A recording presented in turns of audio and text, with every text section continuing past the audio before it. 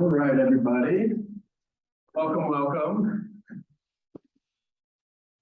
to the, what month is it? October meeting of the Big Hole Watershed Committee. We will start in our usual fashion to get acquainted with each other, and I will pass the microphone around. Just tell us who you are and who you represent, or if not, just yourself and where you live. I'm Pedro Marquez. I'm the Executive Director of the Big Hole Watershed Committee.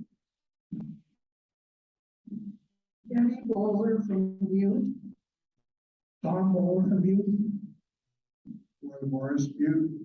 I'm representing George Grant, Tribal Limited. My name's Charlie Either. I'm from the Elkhorn Ranch up the road here a little ways, and retired fly fisherman. Scott Nagel. I'm the acting Wisdom Wise River District Ranger. Hi, I'm Jamie Trivet, wildlife biologist for the Forest Service in Dillon and Wisdom. I'm Matt Lacey. I'm also a wildlife biologist for the BD and Wisdom and Dillon. I'm also Matt, but a different Matt. Matt Norberg, Montana DNRC hydrologist.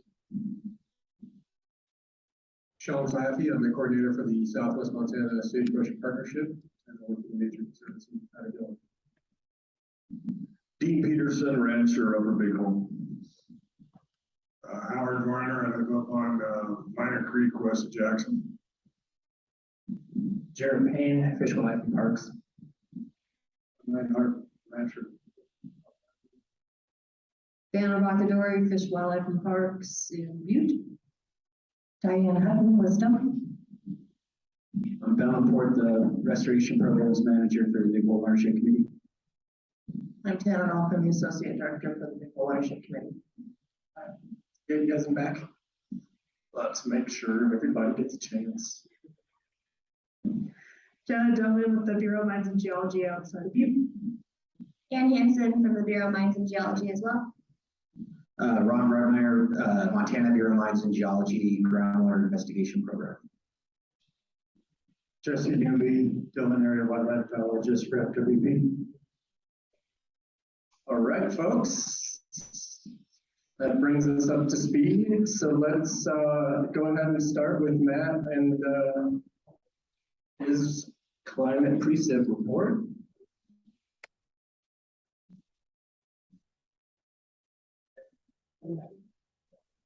Not climate, sorry. Precip snapback. Where? Here it is. Staring it right in the face. There you go. All right, sir. Stage is yours. Thanks everyone for having me here. It's been a meeting or two since I've been here. So I guess I don't have a whole lot to report on the stream flow and precip. As you can tell outside, been kind of the same weather we've had, kind of warmer than average, low flow conditions. So currently we're still well below average for this time of year. Again, lack of precipitation, warm weather is not brought up in the stream flows this fall, and nothing has really replenished the watershed, so to speak, the watershed. Hopefully, this coming weekend, we've got a storm system moving in, and then we've got some cooler temperatures next week, so maybe we'll start to see some changes in some weather patterns, and hopefully we can get some moisture and bring stream flows up and start generating some snowpack. I probably won't go through all this stuff, but if you want to look online or in a handout for the next meeting, these are the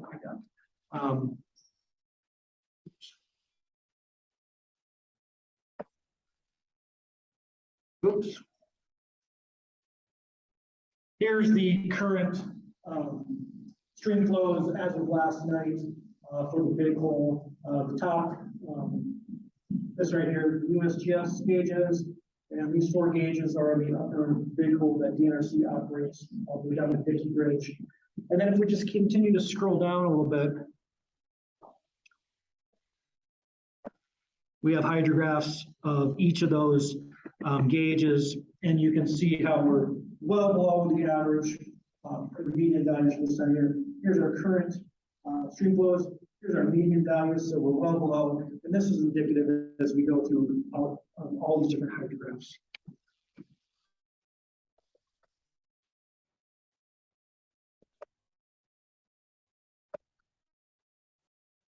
So again, there's Mud Creek, well below normal stream flows.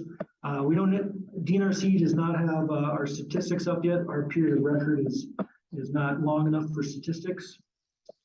Main Rock, again, same thing, well below normal values. Our same thing.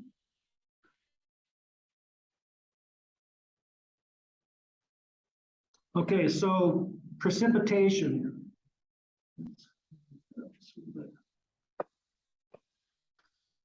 So in terms of water, the way that we look at this is October 1st, the start of our new water year. So things are really 19 days into the water year, so really fresh. But currently we're sitting well below where we should be, 50% of the median, and then snowpack. There really is no snowpack right now. We're at 21% of our median values. There's really only 2 snow tails reporting. That's the Mule Creek and the Saddle Mountain sites. And when I say reporting, we're talking minuscule amounts of snowpack on those snow flows on those sites. So, like I said, it's obviously very early in the water year. It's really dry and crunchy out there. Hope everyone's enjoyed exceptionally beautiful fall weather, with the exception of lack of precipitation. Oh no.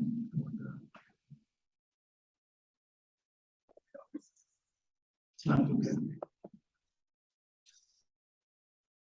And then here is another chart of the snow water equivalent. The black line here is where we currently are. Greenland, which is really hard to see, that's our median values. So we're obviously well below the center here. But again, really early. So take it for what it's worth right now.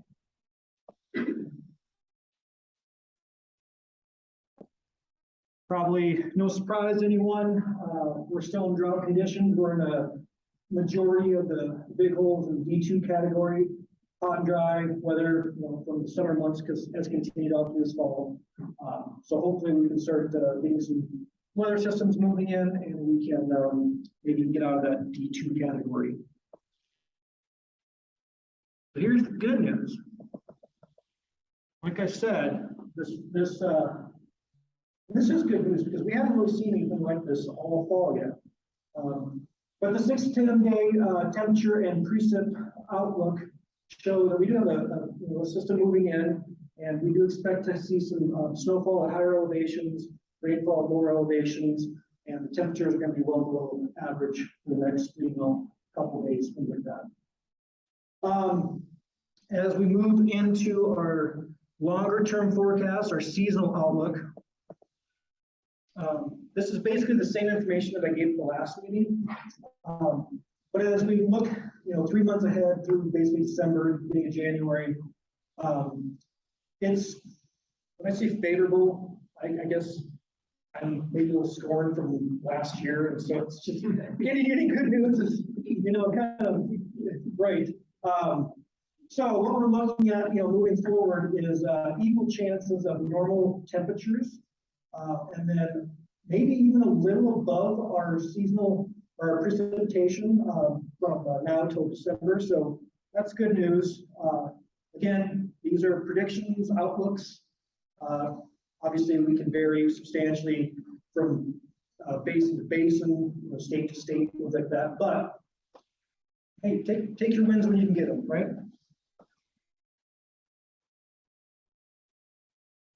And then the last thing that I have is our La Nina advisor, our ENSO status. So for those of you who aren't familiar, this is kind of where we look at water surface temperatures in the sea and how they kind of dictate the weather patterns that are going to happen throughout the country and then Montana in general. We're in a very unique position this year we are in what's called a La Nina three-peat. And so that's 3 consecutive winters of having La Nina conditions. That means cooler than normal sea surface temperatures. Typically, and I say typically because we've had this for the past 2 years, we've been in La Nina. Typically, Montana has cooler, colder, and a little bit wetter winters. Well, that really hasn't been the case in the last 2 La Ninas. Last year, well, it wasn't winter, but we obviously got some pretty good precip, early spring and things like that, moving into early or later spring. So with this three-peat La Nina, what does that mean for us? Again, this is the same verbiage that I had in the last meeting. We don't know. I mean, this has only happened a couple times since data's been recorded. So this three-peat La Nina, we don't know exactly what's going to happen.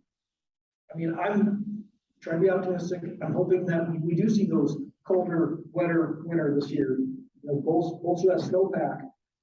So we're not really focusing on those late season rains as much, but we don't know exactly. So I guess on the pessimistic side comes into play. It's just be ready.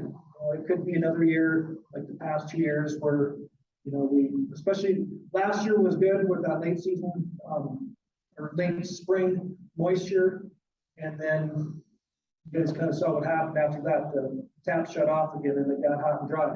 2021 was even worse. We all know what happened in 2021. It was hot and dry from May on through the summer. So I would expect that we could see some continuing conditions like that this year and potentially moving forward in the future. So, but again, let's hope for the best. That's all right. Thank you, sir. Any questions? Precip, snowpack, all right. Thanks, Matt. Chris over here to my director's updates. I don't have a ton to talk about. There's a couple things that are not on here. The first one I'll talk about really quickly is the Grange Hall.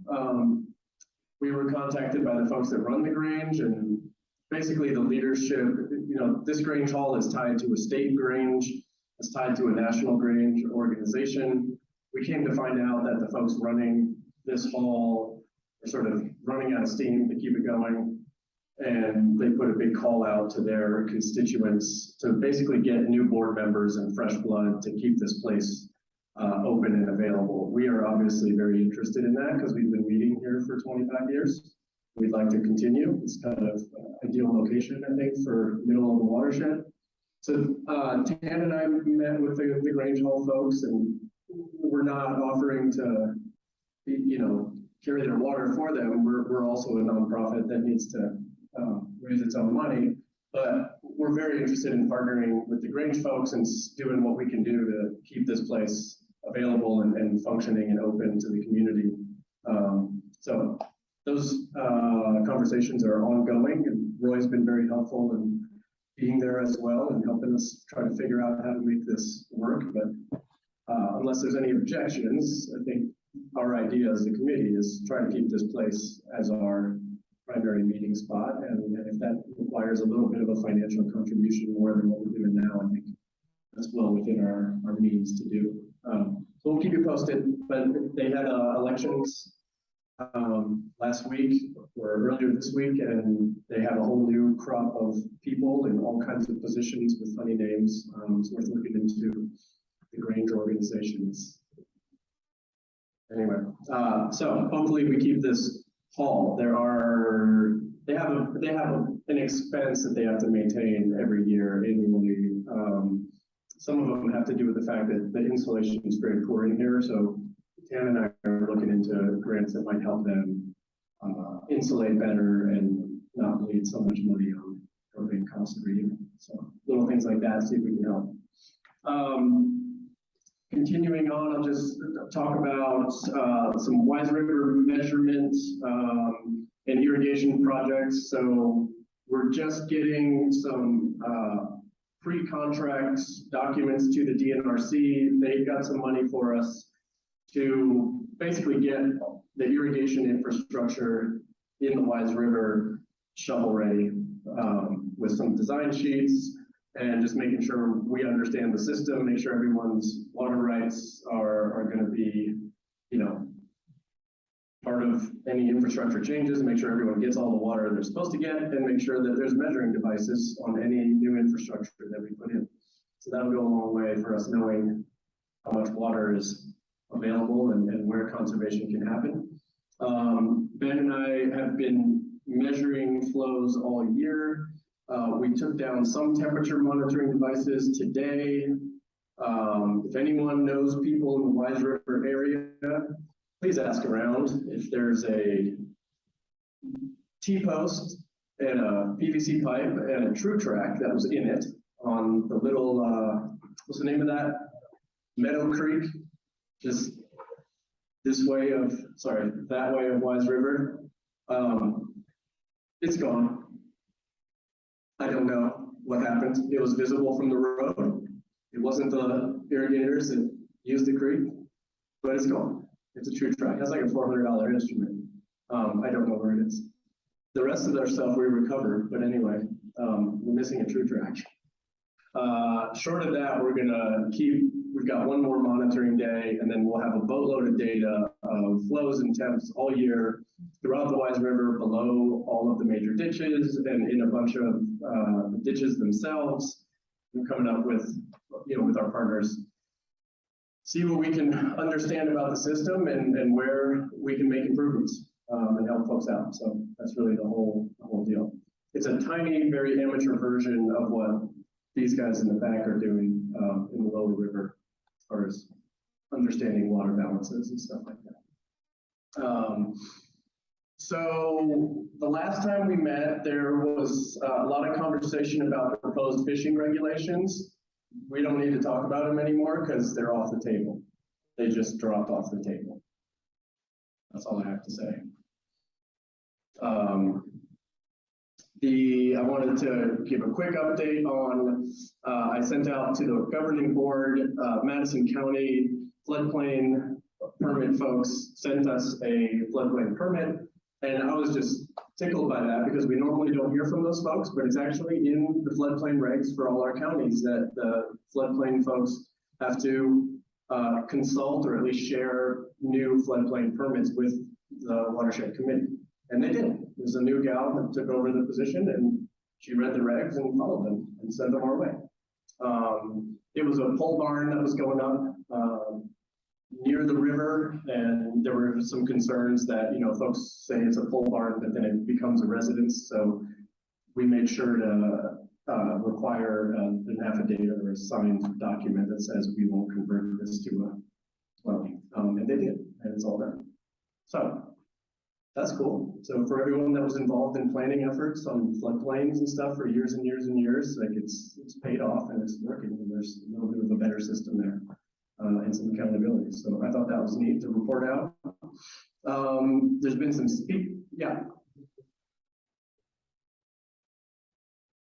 So all of the counties should be following that same protocol. But it's, when we talk to those folks, there's very few permits that actually come up. It's like one permit per county every 2 or 3 years, right? Not very often. But nice to see that those regs are being followed. I had some speaking engagements. That's kind of next up for me. I participated in a partners dinner with the Forest Service. That was Monday. And that was nice. I have a follow-up meeting with their leadership team on November 10th, and that'll be really good. I think my objectives there are really just working with the forest on how we can partner with them with all eyes on water storage, natural water storage, veg management, anything that puts more water in the river, preferably late season. You guys know that story. I also presented at AWRA, American Water Resources Association. I was part of a panel with Kelsey Jensko, who is the head of the climate office at University of Montana. It's a pretty big deal as far as like climate science in the state. So he and I had it was a really, actually I thought, effective forum. It was just the two of us having a conversation about how to engage research and academics and make it relevant to conservation work on the ground. And it was just in kind of a roundtable sort of format, and a lot of USGS folks and people that work with big data listening in.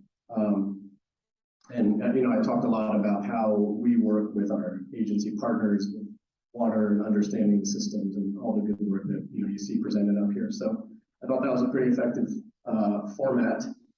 And folks are getting the message that when you ask a local watershed group to share their stories, you should compensate them and pay their mileage so that they can go. And folks are starting to get the message. And I will be pounding that message like a broken record from now on. Particularly at this next one, the National Adaptation Conference that will be happening in Baltimore next week. I will be going, and that's one of my messages is show them all the good work we've been doing here in the Big Hole, but also start talking about the structure of conservation funding and where it gets tracked and how, you know, a tiny little outfit like us can get a whole lot done, and trying to, you know, influence getting that money closer to the ground where, you know, we can best put it to use.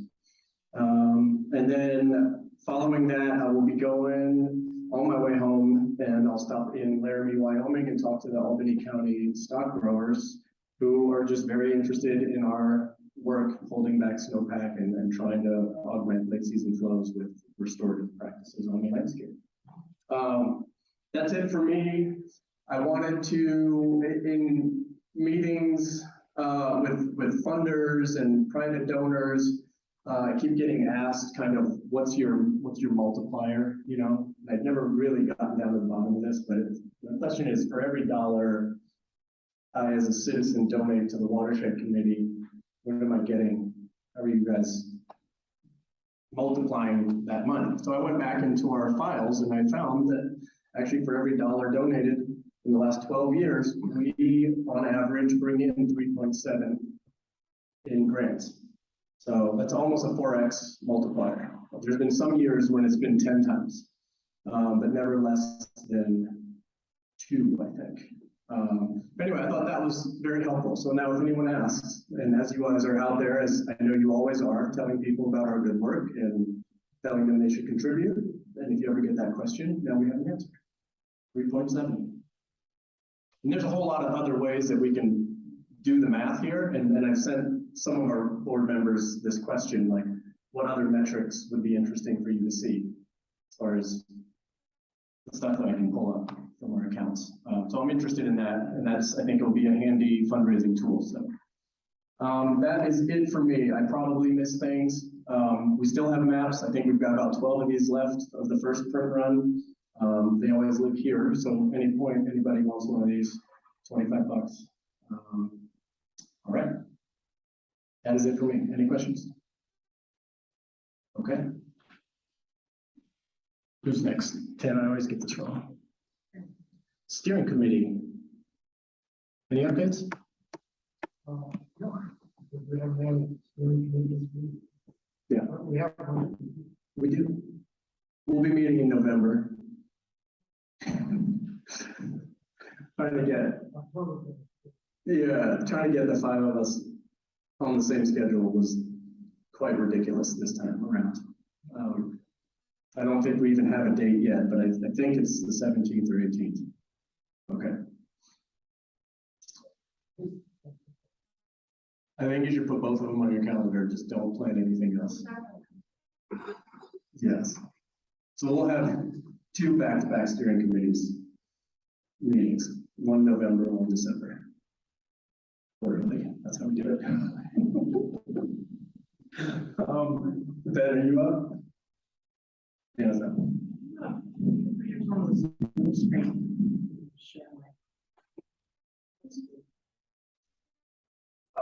oh, okay, yes, this one.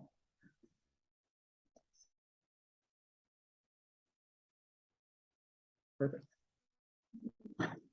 Okay.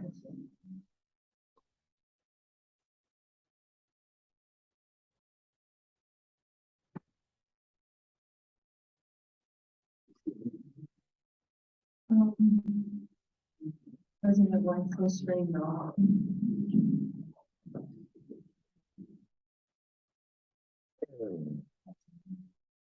I don't know. Second. Empty.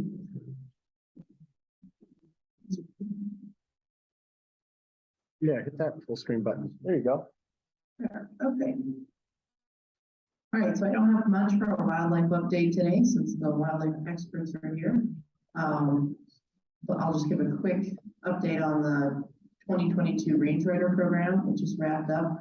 So the program runs July 1st through September 30th each year, and our Range Rider, Chet Robertson, monitors 6 Forest Service grazing allotments for 7 livestock producers in the Upper Big Hole.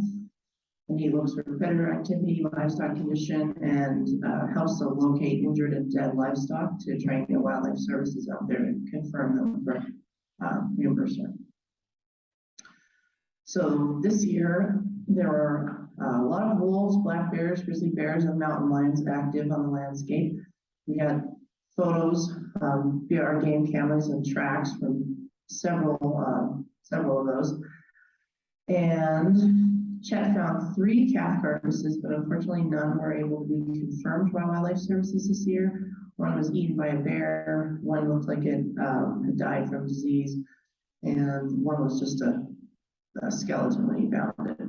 But there was one confirmed loss to a grizzly bear nearby, just right outside of the border of the Range Rider program, west of Jackson. And that's somewhat new for the Big Hole. We don't usually have confirmed losses to grizzly bears. So between that and then just the number of grizzly bears we were seeing this year, Chet was tracking them almost daily and took several photos. Well, the game cameras took several photos, and one of them, 2 separate grizzly bears passed within 1 minute of each other. So there were at least 2 grizzly bears out there that Chet confirmed, potentially as many as 4. And he did send those photos to Fish, Wildlife, and Parks and Wildlife Services, and they confirmed them as grizzly bears too. So they're coming in. We're seeing more and more of them. Chet also helped locate some missing cattle toward the end of the season, and he warned campers and hunters about the presence of grizzly bears. So he had a pretty busy season. And that's all I've got. Got some photos there of the grizzlies and wolves. Yep, another great season with Chet. So any questions? All right. Oh. The sighting rate of the 2 bears, do you know if that'd be reasonable? In either August or Yeah, I think early September. I could look back at the notes and find out the exact date, but if you'd like to know that, but I think it was September.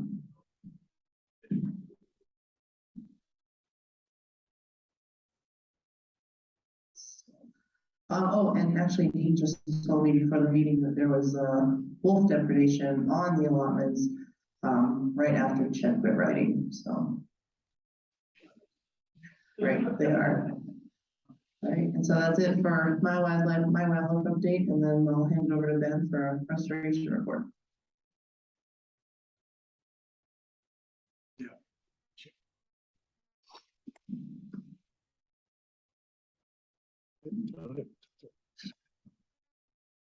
All right, guys, it's been another productive month. It seems like this field season has been just really busy for me, and it's nice that right now I'm kind of winding down and tapering off from my projects, so that's nice, but can't wind down quite yet, and I'll get into our Upper Orby Creek project here once we get my slide up. It's coming. So actually, just yesterday, we slung the rest of the seed on the 25 acres of bare uplands that are impacted from the smelter in the Hagen Wildlife Management Area. And I realized I might not have shared this last time, but this is Highway 569 right here. Here's the Sugarloaf Lodge, and here are those revegetation polygons that we're working on. And month, we did all the fertilization, and so just yesterday we did the seeding. We using the helicopter guys. Saves my back and my legs from doing a lot of that. Yeah, so I'm happy with the timing of that because of the weather system that we're getting in right now. It's a good time to throw that seed down. Also, just today actually is the first day that we started on our aspen enhancement forestry project out there on the same project site. In total, doing 70 acres. In total, this is our Upper Oregon Creek project area that we're doing about 36 acres in this North Fork, California creek drainage. And it's really nice to do this and incorporate this in our project because essentially what we're doing is we're identifying these aspen stands, cutting right near all the gullies that have formed from all the smelter emissions and all the erosion that's happened off that hillside there. And we're cutting all the lodgepole, all the conifers, 50 feet on each side of the gullies and throwing all of that slash material into the gullies and plugging it. So I think it's a really beneficial portion of the project. And in total, we're doing 27,000, missing a zero there, of feet of gully erosion control. So crews are out there doing that right now. Once all this is wrapped up, I'm pretty much putting this thing to bed for the season. I do have to get some photo monitoring points. And then next year, we're going to just do maintenance, just slight hand additions, labor to this Upper Oregon Creek project. So most of the work has already been done this year. And yeah, it's great. A lot of stuff happening, multi-pronged project. Really good news to share with you guys. We finished our Upper French Gulch Fish Passage project. I think the last time we met, I was talking about hitting a very hard rock vein to spare you all the drama and stress that occurred throughout that time period. We got through that rock vein. The contractor brought up a big jackhammer attachment, actually, that went onto the front of his excavator and got through this rock layer and started to hog out all that material and build these step pools. So project's complete. I did the final walkthrough this week, actually, with the engineer. So we're pretty much wrapped up and everything's reseeded and it's put to bed for the season. So here's the downstream look here. This is looking upstream. Here's looking downstream. Here's a before and after photo. Here's where that cascade was. It's really hard to see just because of all the vegetation and all the trees here, but here's what it looks like now. And 29 steps, 29 pools. So it's 30 feet vertical and about 260 feet of length that we needed to gain here. So kind of had a tight little footprint, but we connected the dots certainly. Here's another great photo. Here's actually where we tied in. Here's our step pools. Here's some nice big pools here, and it just kind of goes all the way down, jogs right here. This is that stacked rock wall feature.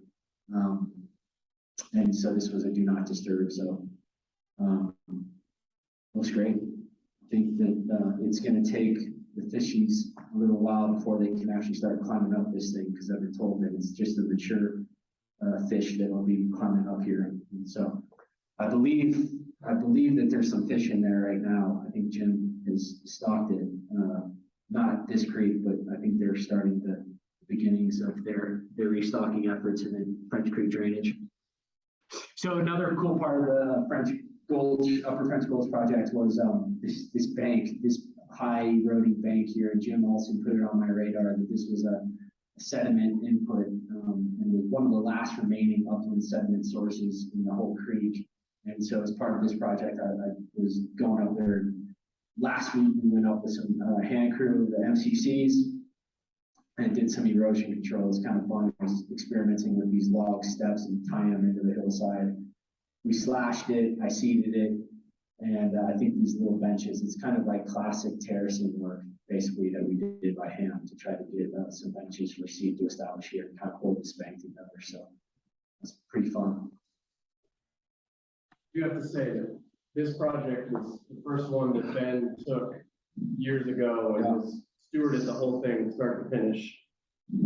So I just think it's worth mentioning that. This is pretty awesome. Yeah, it's a pretty big accomplishment. I'm pretty happy about it. Pedro touched on the Wise River monitoring. We're gonna still do that hopefully next month. And another awesome update was the biofiltration folks. They did their second field fit filtering up there at Elkhorn, and everything's moving smoothly as far as that goes. I believe they used a different type of fungus. They just got a better colonization. Okay, got it. Cool. And so they're honing all that in. All good. Yeah, so that's positive. Elkhorn's moving along, all good. And then I did my second day of wetlands delineation training with GM Consulting from the Eastern Pioneers. This is just an effort for me to get trained up and learn more about how to do these wetlands delineations that are very important for a permitting process for all these projects. So that was a highlight of the month. And then other than that, I've just been trying to get some other future projects on our radar and do some planning. So have some more projects for you to share with you guys, hopefully in upcoming meetings. All right, any questions? What's in your sheet?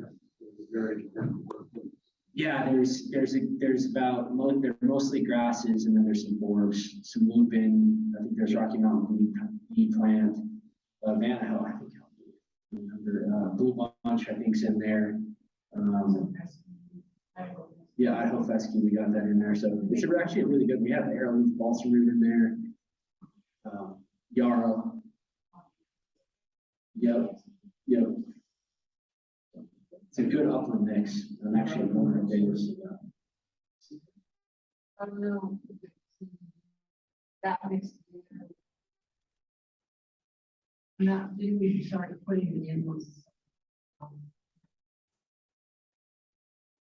Yeah, no, we did it once, but it was still at Bridger. They were testing it. And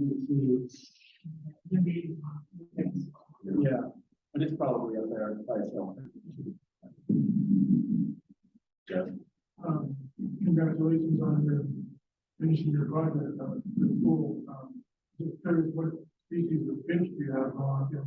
Yeah, so I didn't touch on that in my little spiel there, Charlie, but that is in the French Creek drainage in the Mount Hagen Wildlife Management Area and Montana Fish, Wildlife and Parks over the last 4 or 5 years. It's been kind of over a decade in planning, but they finally did their a giant fisheries restoration project there where they put a fish barrier in at the very bottom of the drainage, and then they're replacing all the non-native brook trout and brown trout species with native West Slope cutties and Ortigratum. So when I said that they're putting them back in, is that they've figured out that they've got all of the non-native fish out of that system. They're confident with that, and now they're replacing those with the West Slope cutties. So that was really one of the biggest portions of that Upper French Gulf Fish Passage project, is that there's 2 miles of really good cold water fishery, or, refugia and habitat above that cascade. And so now we just connected that so they can get up there and watch that habitat. What crews you have working on that capacity? Yeah, Warman Forestry Management got the contract. Luke. Failing. So Jason Parks really running the show there, and I'm just kind of helping them here and there. So they started yesterday. Okay. Have you worked with them, Charlie? Have you worked with them?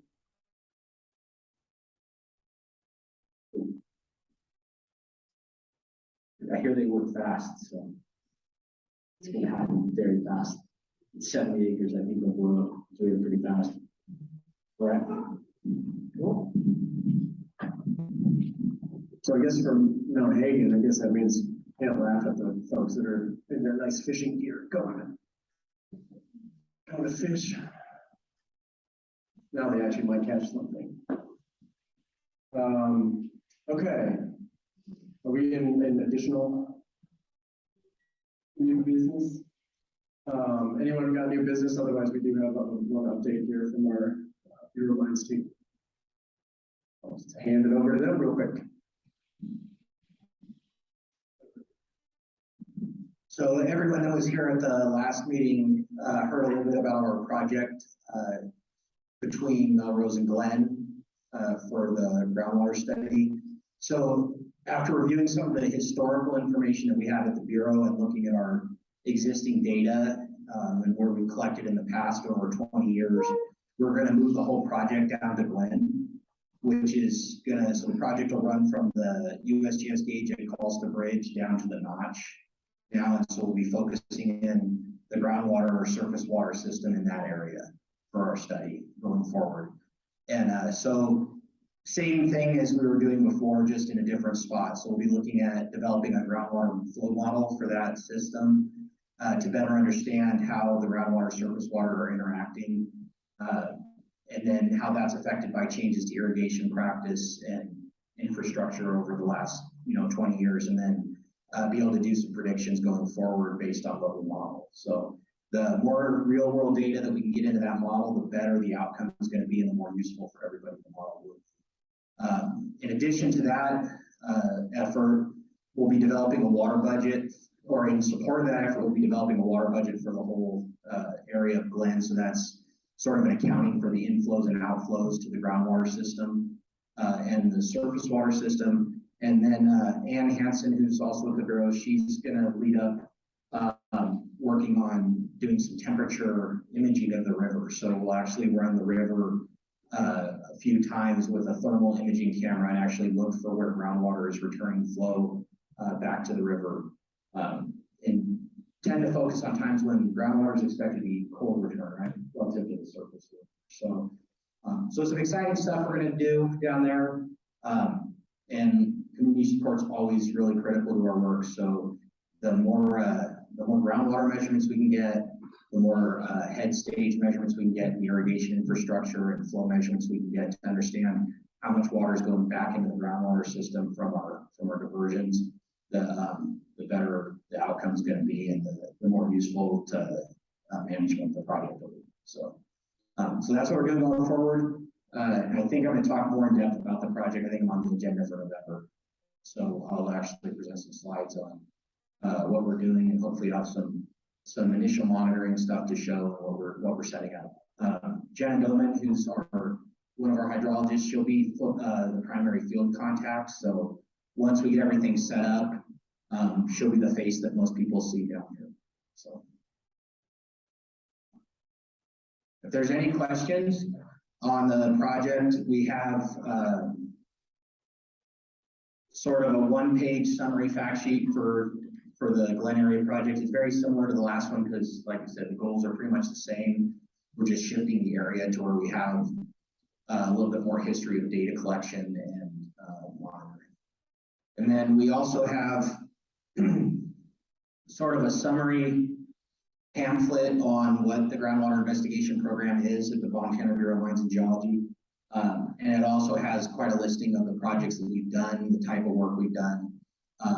So we've done projects similar to this in the Upper Jefferson Basin, around Waterloo and Whitehall, and then projects all over the state. So that's there for your information as well.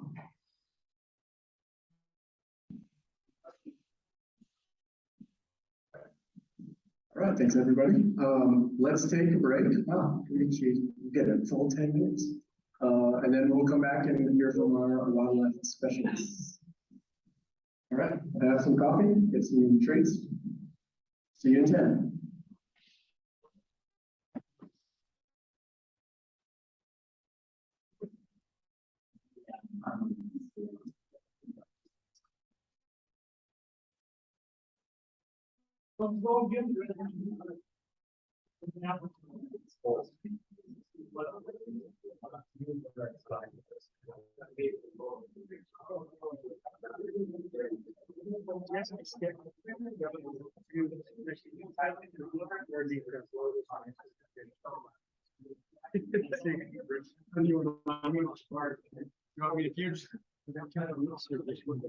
There's one, but I mean, usually what I like to do is just pull it into this folder.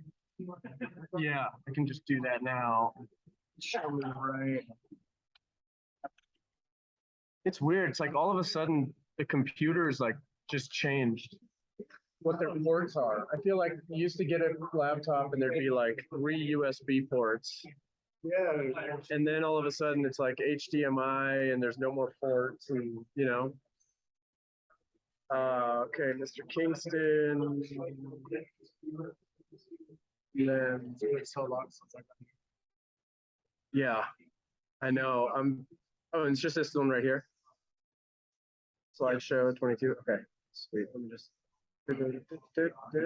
Oops. Monthly meeting. There. If you pull them from here, they just cut. I'm pretty damn sure that is the case. Yeah. Cool. Yeah. Sweet.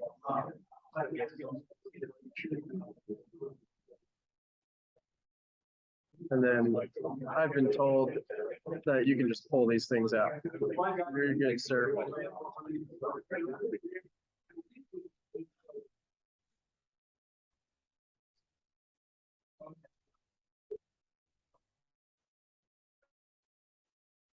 Oh, God, Microsoft Teams, just,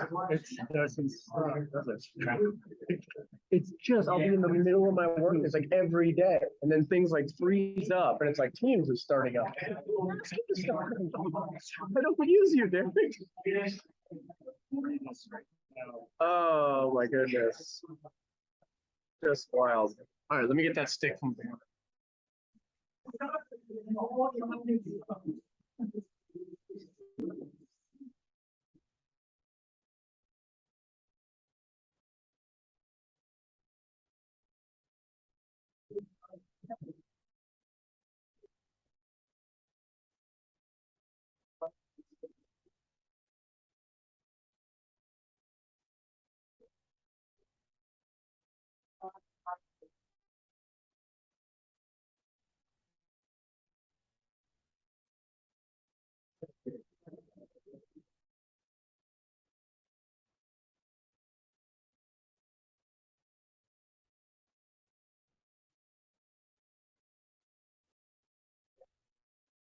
Well, yeah.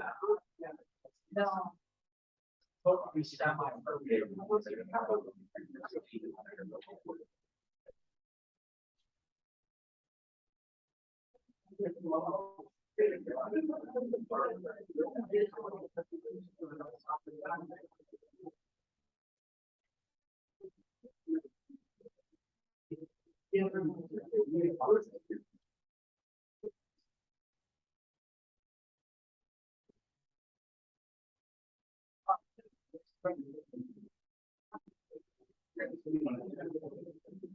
Well, they're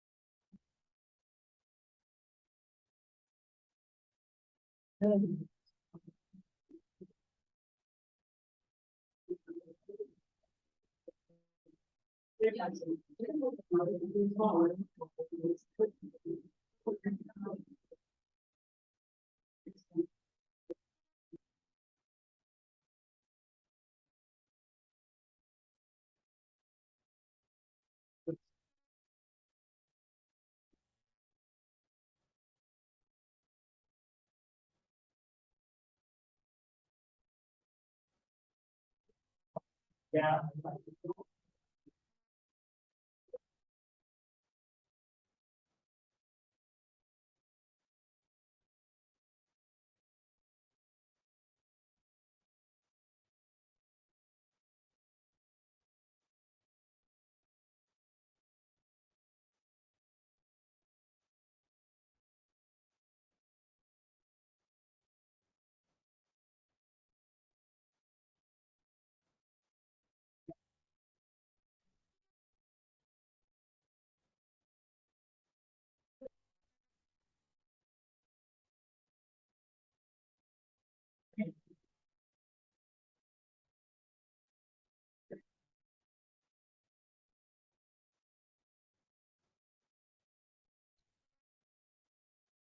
Gave you guys 5 extra minutes. I hope it was worthwhile.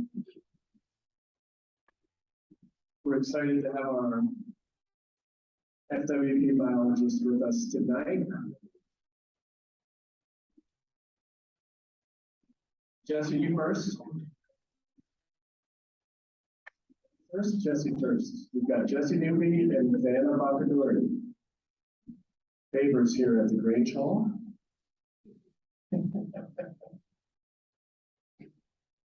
All right, here you go, sir. Talking. Oh. Yes, share. I'll do this.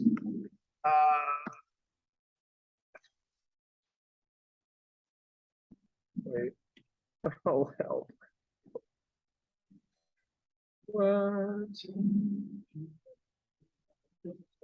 Yeah, I'm totally gonna screw this up.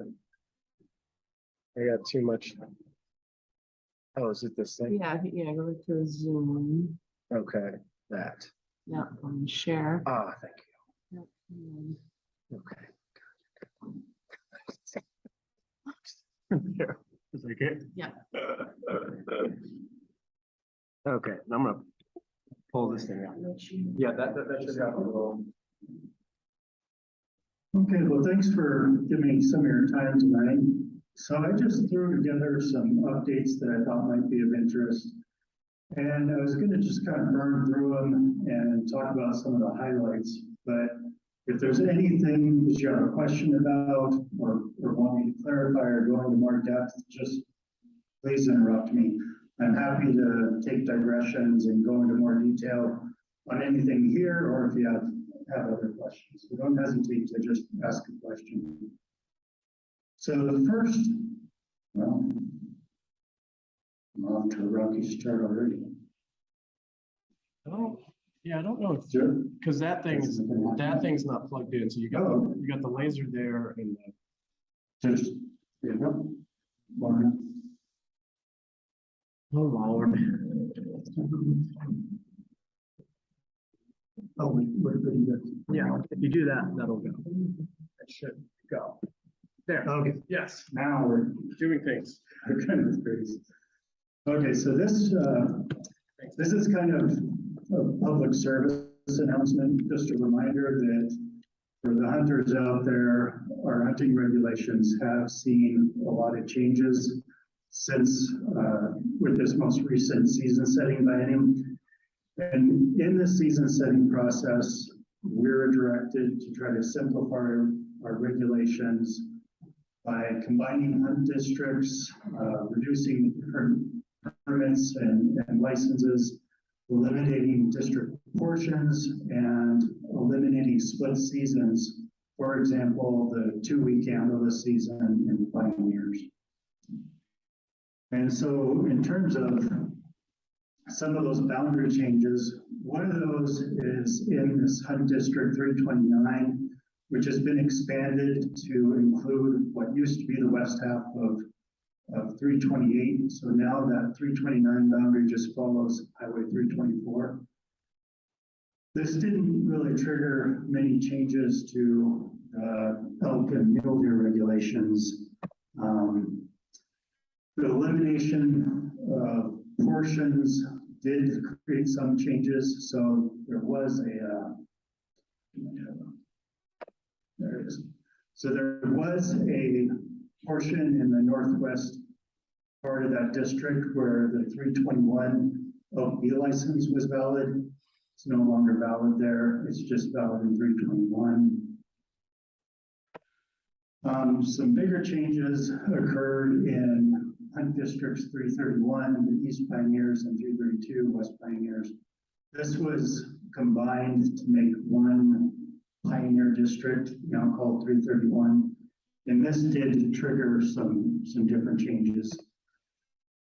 In terms of elk, we had to do away with that split season. So now with your general license, it's brow tine bull only for the 5 weeks on public land.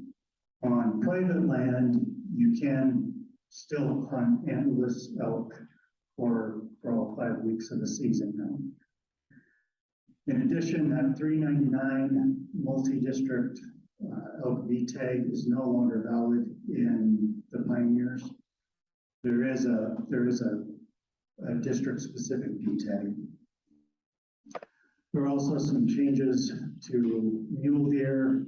Previously, the East Pioneers was an either sex mule deer area, West Pioneers was buck only. Combining them triggered a change that we ended up putting it all into either sex mule deer. And then one more mention, the whitetail B tag, that multi-district whitetail B tag is now valid in all the Pioneers and Timberwolves. So that's kind of a reminder of some of those regulation changes. You might want to look at your regulations a little bit extra this year to make sure you know what's going on. So that was kind of this last year's big push. This year, a thing we've been working on is revising the elk management plan. So the existing plan was made in 2005. We've been operating under, and there was interest initiated a couple of years ago of redoing our elk plan. And I'll just highlight some things with the Pioneer Elk Management Unit. So under this existing plan, there's kind of 3 main management goals. One is to manage within biological and social tolerances. 2, to work with land managers and landowners on elk habitat. And then the last one was to maximize hunter opportunity to harvest all age classes of bulls in a backcountry setting. So now we're in a position where we can say, look at this and get input if we're happy with these goals, if we think we should emphasize other things. In the existing plan, we have that management goal. We also have habitat objectives. We have strategies for conservation improvement of habitat, game damage strategies, access strategies, and then we have these population objectives.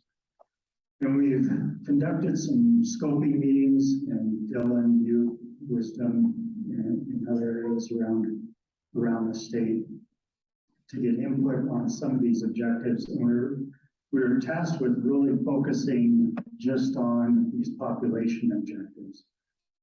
And we also solicited comment. The comment period closed October 15th on this, but as the plan progresses, there should be some other trigger points for collecting comment. So this discussion of elk population objectives is kind of a segue to talk about elk counts in some of these districts. So in Hunt District 329, this graph here just shows elk counts since 2005, the initiation of that elk management plan. This gray bar shows the objective range. And what you can see from this is that 329 does show some evidence of population growth, at least the wintering population there over time. This recent count counted 813 elk in that old Hunt District 329 area last year. That was a pretty good sized drop. I think a lot of this has to do with just a redistribution of elk. My impression during the flights last year was that elk were redistributing themselves in some novel ways. So we had some districts where the numbers were really dropping. I had other districts where I was getting record high counts. I suspect what is going on is a redistribution, had to do with last year's drought, and they were just looking for some green food somewhere. Because this area has expanded, I thought I'd throw up the numbers for this new expanded area, what that looks like in terms of elk numbers. That's stayed relatively stable over the past 10 years and was relatively low this last year, again, with some of that redistribution. For the Pioneer Mountains themselves, you can see that since the elk plan, that population's been relatively stable. It also is chronically under objective. Those objectives are pretty high. It's only hit at one time in its history. And this last year's count, we did see a bit of a step down from the previous year. And I think there's a few things going on there. Counted 810 elk in the East Pioneers. That's pretty close to average, but a little on the low side. And I think a lot of that had to do with pretty poor survey conditions when I did those surveys. And so it might not be totally reflective of the population. In the West Pioneers, I was down to 453 elk, which is significantly lower than average. And that, I'm suspecting, is this doing this on its own way? We will want that. So I think this was another redistribution thing, and some of you can provide your input on this, but talking to some of the landowners in the West Pioneer area, they were saying that the elk were just kind of missing in a lot of the places they usually saw them. So I think that had to be a redistribution. I guess the take-home point is any one of these numbers, one survey, you don't want to make a whole lot out of. We really want to look at the trends over time to inform what those populations are doing.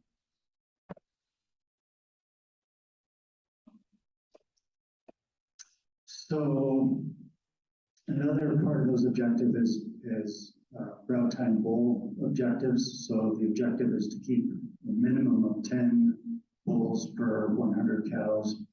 And this just shows our route time bull to cow ratio in 329 and 331. The blue is route time bull, orange is yearling bull. And you can see this green dotted line, that's that 10 bulls per 100 cows. And we do consistently meet that objective. Sometimes not by a whole lot, but we do. And there is some evidence that we have meeting that objective with quite a bit of surplus in 329. Big caveat on these is those tend to be really squirrely from year to year because a lot of it depends on if you happen to catch the right bachelor groups, the proportion of the animals classified, but it seems like we're meeting those objectives. In terms of harvest, this is just a chart to show you elk harvest in 329, 331. The black is bull harvest, the green is cow harvest, you can see that harvest did drop last year, and particularly with the antlerless animals. A lot of this probably had to do with last year's weather. It was a pretty open conditions during the hunting season. That probably is not moving the elk much and not giving hunters the advantage of snow. And then I also threw up here this red line, and what that is the proportion of bulls that are 6 points or greater. And if you squint hard, it does look like this is increased over time. Caveat there is a lot of that probably depends on harvest regulations, how much pressure those bulls are getting or how finicky the hunters are. But it does, at least it doesn't look like it's decreasing, and that perhaps we're seeing some improvement in that bull age structure. So another thing I wanted to touch on was brucellosis monitoring. So in collaboration with the Department of Livestock, we sample different hunt districts to kind of retain our brucellosis-free status with other states. And this map just shows, it shows the areas that we've sampled and the sample sizes in different areas. This green black dashed line is the DSA. And you can see we have done some sampling in the West Pioneers and the 329 area. We have this graph up here shows seroprevalence, and we can see that we have no estimated positive brucellosis elk in the West Pioneers of that area. And that's based on some work in 2013 when we captured 100 elk in this West Pioneer and then this kind of Rocky Hills, Badger Pass area, and sampled 100 of those for brucella exposure, and then collared 30 cows to look at, in particular, the interest is to look at the overlap with cattle during that potential transmission period, typically between February and June. And those collars collected locations every half hour, and some of them lasted up to 23 months. So we have pretty good movement information of these elk in here. But we don't have a good idea of seroprevalence or movements of these elk over here in East Pioneer. So the goal here will be this year to capture 100, 150 elk and sample those for cell exposure, and then collar somewhere between 30 and 60. Oh, sorry, sir. Yep.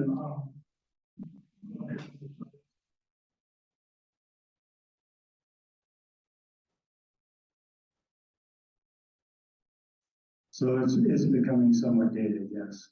Yeah.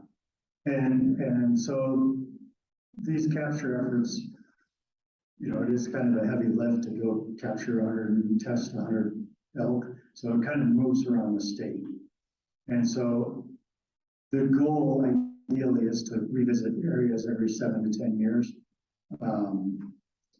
Obviously the West Pioneers is getting closer to that.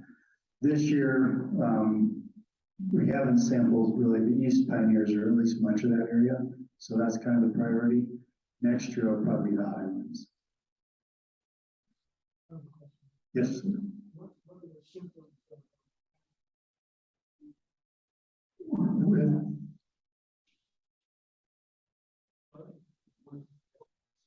Yeah. So you don't see, you know, it doesn't really typically influence the cow very much.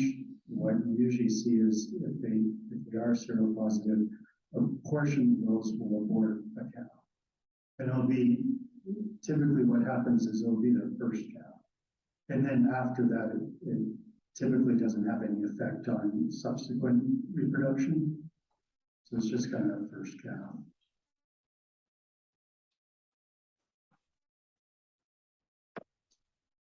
So then, turning over to mule deer, this is harvest estimates from the phone surveys for the East Pioneers. A couple things to note here is that in the past 10 years, this blue line, which represents buck harvest, has increased a bit. That does tend to correlate with population size. And so it might indicate that we've seen some population growth over that 10-year period in that area. Obviously, we're not where we were in the 80s and 90s. Last year, we did see a downturn in that harvest. The red line is antlerless harvest in 2016 that went to either sex area and jumped up to about 100, 104 animals or something, 114, I think, animals harvested, and it's remained relatively stable. We had 85 antlerless animals harvested there. That's our estimate, at least last year. For the West Pioneers, that is not a major mule deer hunting area. We average about 30 some bucks harvested annually. And that's pretty much where it's remained.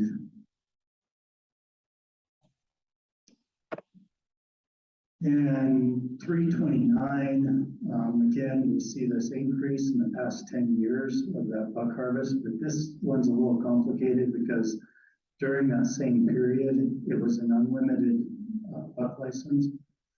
And I suspect what may have happened is it focused a lot of hunters on harvesting bucks in that area. So you saw this increased hunter participation there that increased the buck harvest. In 2016, it went to either sex, and you really saw that buck harvest level off. And you saw a real initial jump in antlerless harvest, and then that dropped down to about 40 to 50 animals annually. We do have one trend area in the areas I'm talking about. So we do post-season classification flights and green-up surveys when animals concentrate on green-up range in the East Pioneer area here. And for those post-season classification flights, the focus is to really look at the age and sex structure. So one of the things we're interested in is the proportion of bucks to does. So this graph here shows the buck per doe ratio, buck per 100 doe. And a couple of things to note, since it went to either sex, we have seen an increase in the adult buck doe ratio, and this does seem to be significant. And another thing to note is these past 2 years, our yearling buck doe ratio in the orange there has really dropped off. And then we see something a little similar here in the fawn to doe ratios these past 2 years with these lower fawn to doe ratios. And then that's kind of backed up with what we see in the spring. So during the spring is when we get our recruitment information. So the number of fawns that actually survive to be recruited as yearlings. And you can see this is fawn to doe ratio, or adult ratios over time. And these past 2 years, you kind of see a decline here where it's been about in the low to mid 30 fawns per 100 doe, or 100 adult. And I think we're kind of seeing the effects of that in the population counts too. These past 2 years, we've seen a reduction in some of those counts. Some of that might have to do with sampling, but I think we're going to start seeing, it's probably going to be a while before we see that population starting to recover from this low fawn recruitment. And I think a lot of that just has to do with the drought. And we're seeing really similar stuff with the antelope. I didn't fly antelope surveys in the Pioneer this year, but down in the south, in the Tendoys, there was some record low fawn to doe ratios. And I think that's just trying to recover from the drought. So those are kind of the deer and elk updates. I did want to give an update on moose study.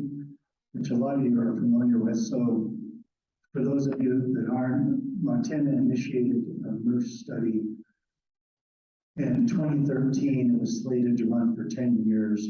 And so it's really kind of wrapping up, and the field work is kind of winding down, and now all the heavy lifting, taking all that data and answering some of our questions is really in full swing.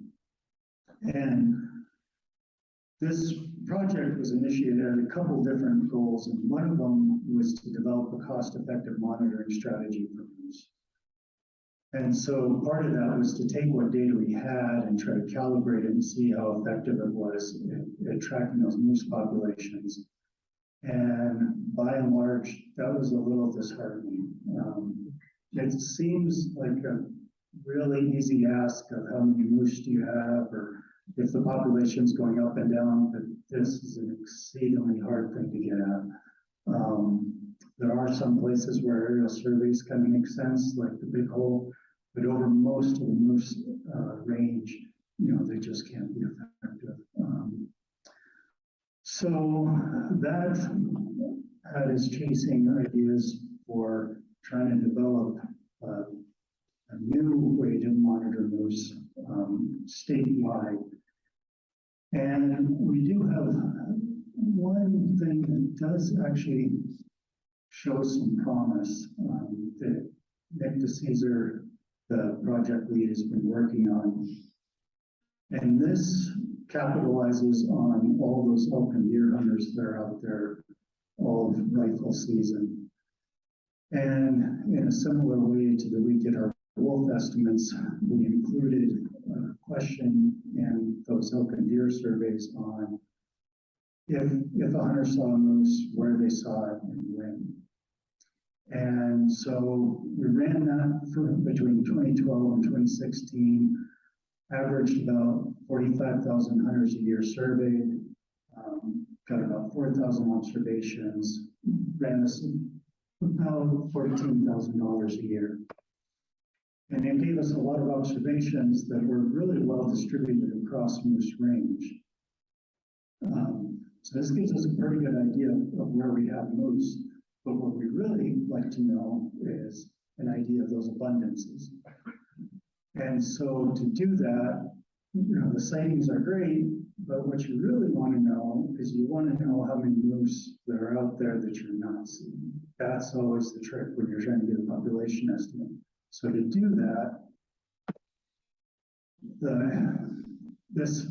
this uses a patch occupancy model kind of framework, and what it does is it breaks the hunting season into its 5 weeks. And by doing that, you can get the probability, if you do see a moose in an area in 1 week, what's the probability of detecting a moose in that same area in subsequent weeks. So then you can get at that probability of detection. And of course, that probability of detection is not constant all over the landscape and across time. So it itself is influenced by different factors. And through some data analysis, Nick's identified 4 factors that really have a big effect on that probability of a hunter detecting moose. One of them is the number of survey responses. So the more survey responses you get, the more likely you're going to hit a hunter that's seen a moose. There's a time effect where later in the season, you start getting lower detection probability. And then the proportion of forest cover. Obviously, if it's very well timbered, it's harder to see those moose. And then the number of hunter days of field. So how much time those hunters are spending out there on the landscape. So the idea behind this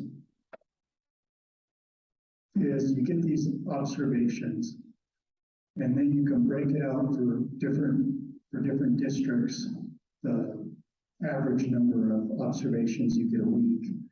From that, you can take and apply that model to look at the probability of detecting moose in those different areas, and then finally take that to get an estimate of moose numbers. And some of this still needs some refinement, so I'm not going to start throwing moose numbers out there right now. But at least it can hopefully give us estimates for these hunt districts, and by looking at it over time, an idea of trend. Yes, sir.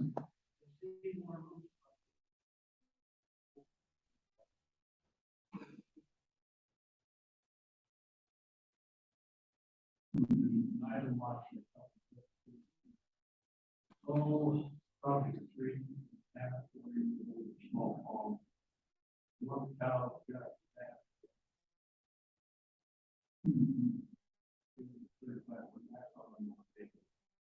Yeah.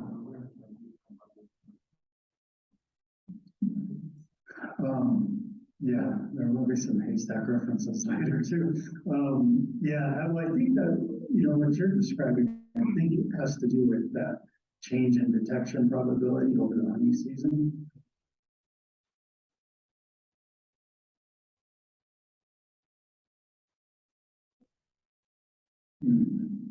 Yeah.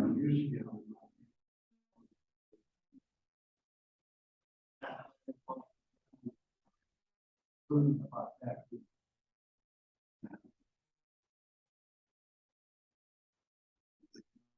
Oh, this where.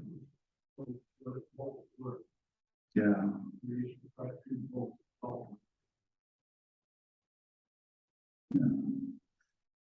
Yeah. And that kind of jives with what we see, that if we backdate when we see the calves born, it's just like you're saying, it's that end of September, first week of October that looks like they're really getting there. So the other arm of this effort was to do research on their population ecology, so understanding better what's driving those populations in terms of vital rates like adult survival, calf recruitment, and then what in the environment might be acting on those vital rates. And so to do that, we had these three study areas, one up in northwest Montana, in Cabin Fisher on the Rocky Mountain front, and of course in the Big Hole here. And this map here just shows the location of captures throughout the Big Hole. You can see it's really, really focused on the Big Hole Valley there. And the idea was to try to keep 30 cow moose on air in each of those study areas. So over the course of the study, there were 229 animals collared, captured and collared. There's 63 on air now. It's obviously they're having some attrition as they're not recollaring them.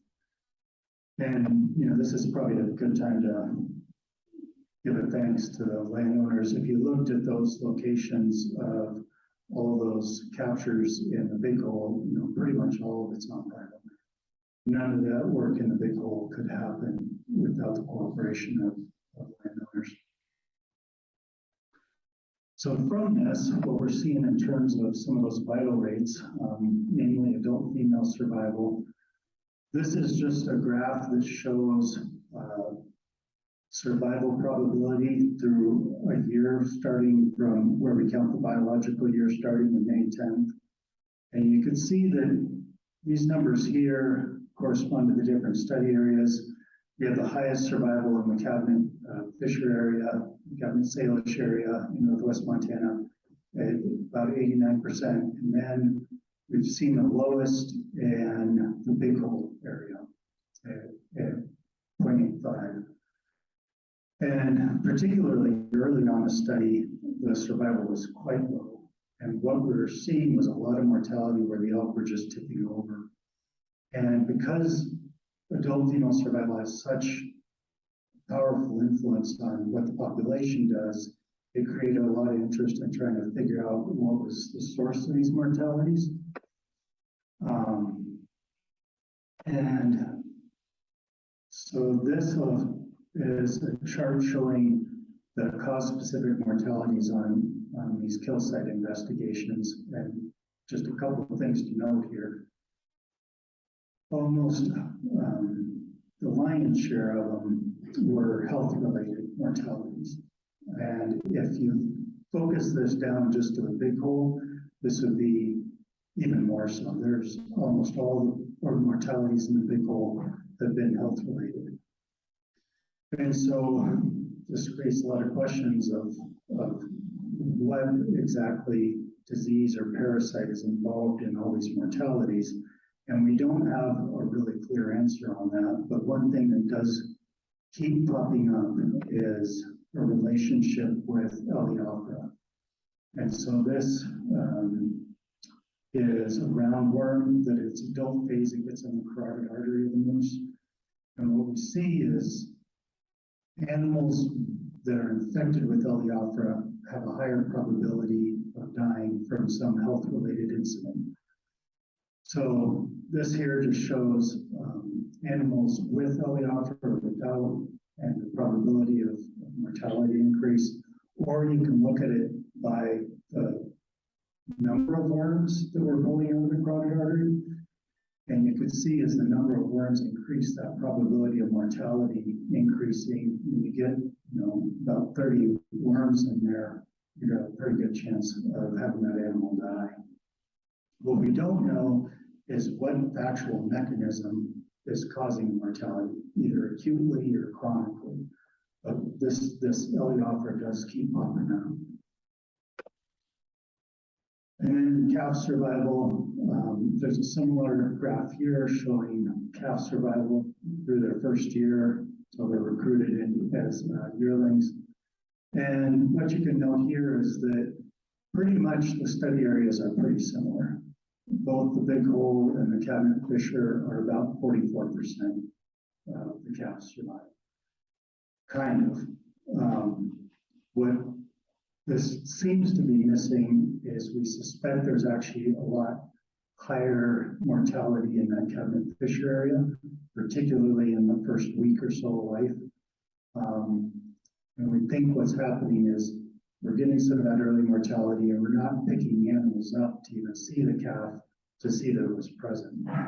And the reason we think that is this chart right here.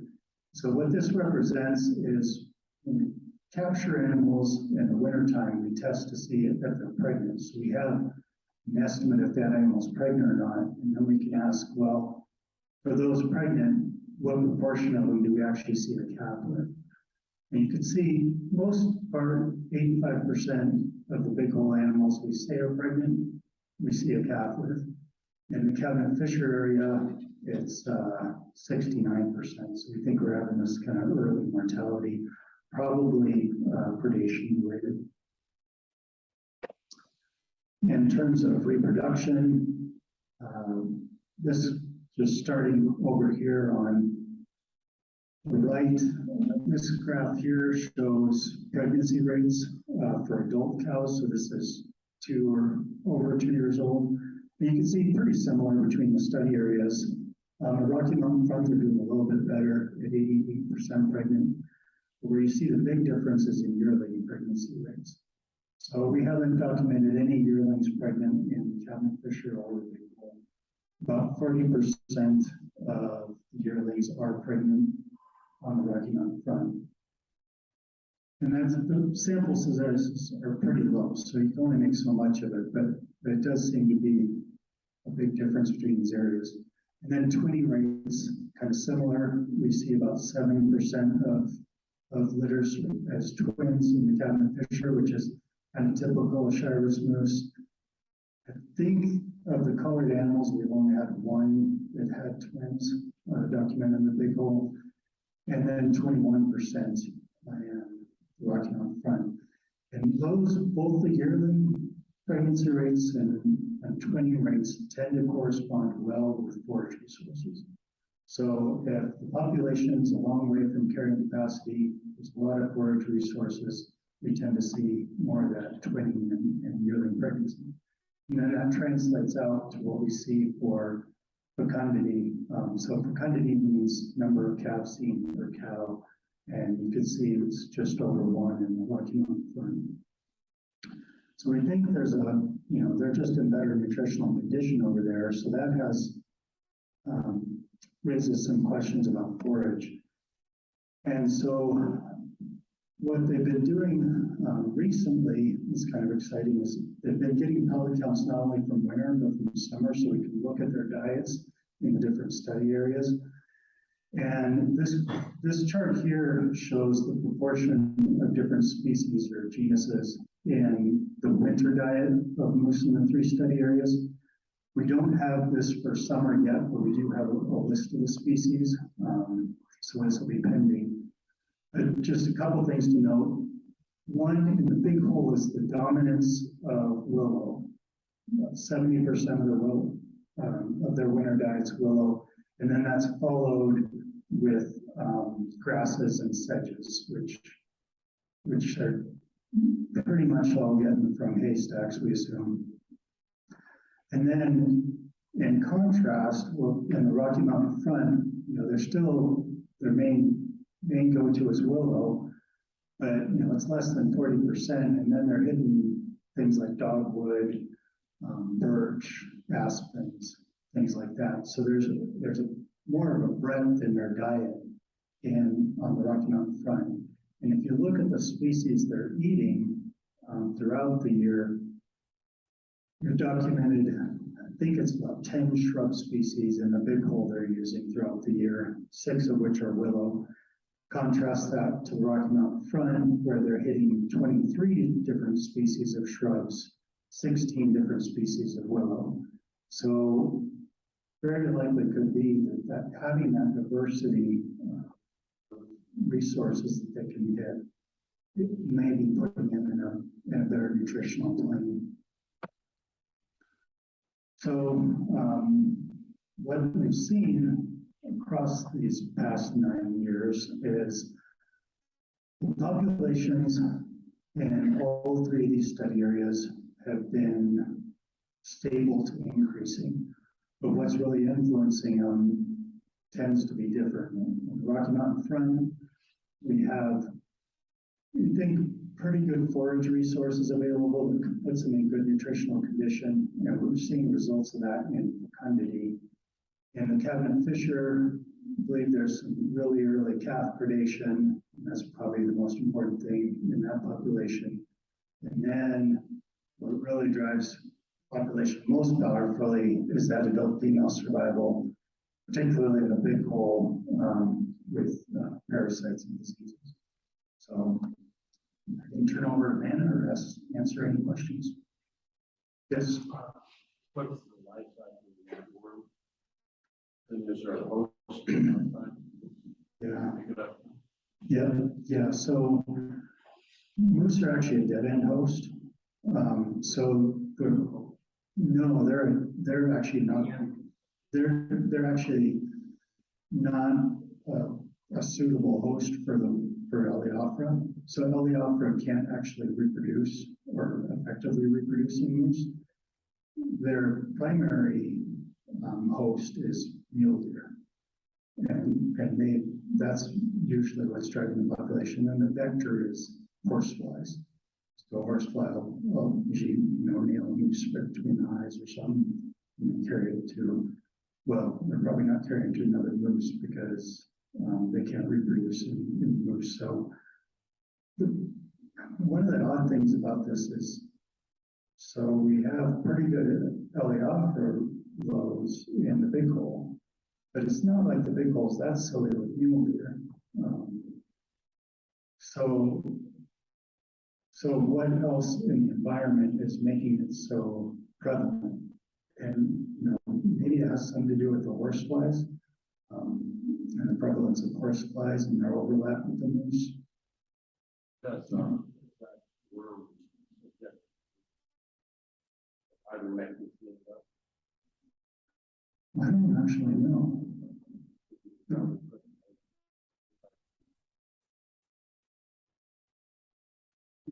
Something to consider.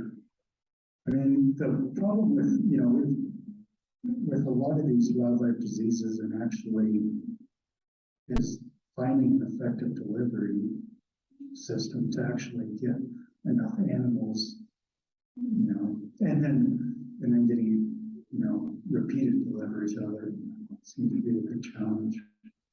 You didn't say much. No, I didn't, yeah, so see, there's are susceptible, yeah, and I probably should have said something about CWD, right? As a livestock, system, those animals die and melt down. If it's on them. And you know, our livestock, that's prions. We can't do it. Yeah, And we're concerned, of course. Transmission. From in the car. Have to be fluid and not fluid. yeah. What do you know about that? Well, so far, it hasn't jumped out of surface. So just the deer species so far have been proved susceptible to it. If it did start to jump to different species, yeah, we're gonna have a lot more problems. I mean, certainly if it jumped to humans ever. And I will say, the research so far indicates that the primary way that animals seem to be picking it up is animal-animal contact. It's through, saliva, mating, things like that. It does survive an environment and for years potentially, and they can pick up that prion from the environment. So it's a real concern. And I think, I'm not sure.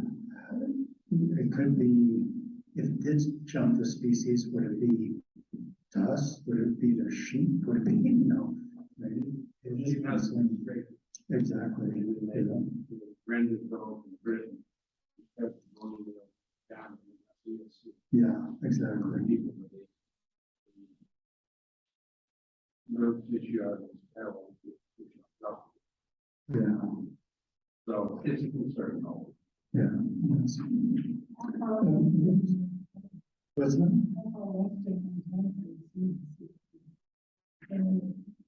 So we have, and I'll just show how parochial I am, that I'm only thinking about the pioneers and Nintendos right now, but we haven't detected a golden there yet. So we haven't detected it west of I-15. We have detected it in the highlands now, or over, yeah. So, it's a matter of time. Sorry, did you? Yeah, on that note, maybe this is everybody in the room, but I'm going to read it. So how do you get your test? That's another public service announcement. Yeah, so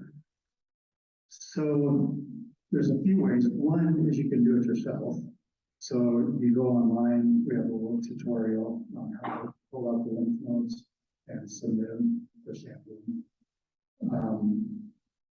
We also have within our different field offices, so up in Butte and down in Dillon, we have techs that are working. The ones in Dillon are working Saturday, Sunday, Monday, and Tuesday. And so during those times, you can bring animals in for testing. Butte, what are the hours of Butte? Yeah, so we'll have, tech station here. Yeah.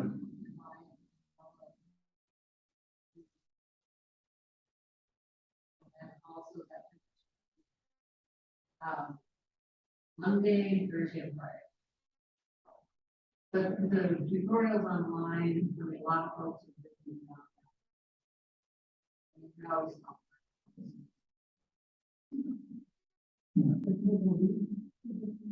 We'll start, once we get into the season, we'll start sending them back to the and then it's personal preference if you want to get them tested. We do encourage it, but the helps that won't provide that sample size. And then also, it's your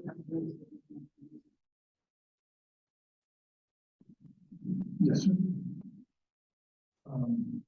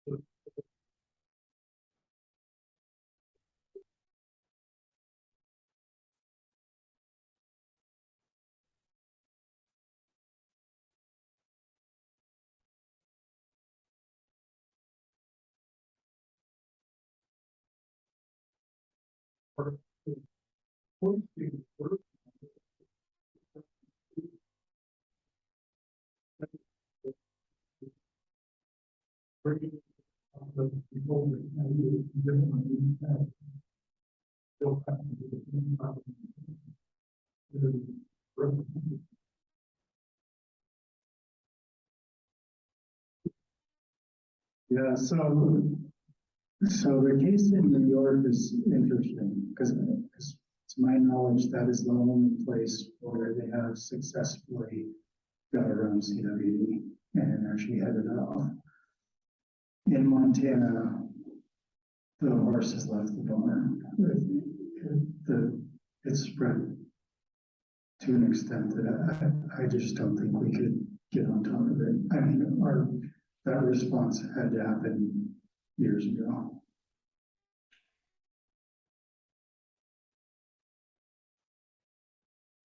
Anything else?